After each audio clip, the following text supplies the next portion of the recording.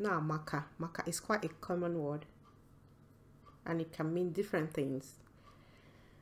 So it can mean about. Get maka Ngozi. How about Ngozi? Or how is Ngozi? So it doesn't really mean is. It means about. So I'm asking about Ngozi. How about Ngozi? Okay. Get maka Ngozi. Now, if I say something like Nri ya bụ maka Ngozi, I mean this food is for Ngozi. The meaning has changed a little bit to for, depending on what where it is in the sentence. Nri ya bụ maka Ngozi. That's not the only way to say this. If I say Nri ya bụ nke Ngozi, it means this food belongs to Ngozi. So the nke means her Ngozi's. Okay. Nri ya bụ nke Ngozi. Actually, nke is another word that's quite important, but I haven't included it. So maka, nri ya bụ maka Ngozi. Okay, this food is for Ngozi. And the next one says, Oriyi ya maka na agụụ agụghị ya.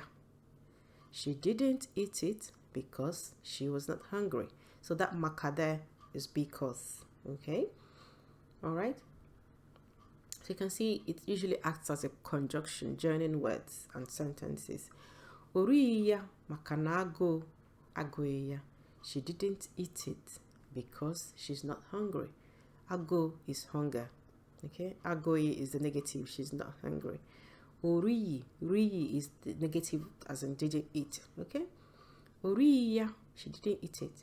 Makanago agoya, because she's not hungry. Okay,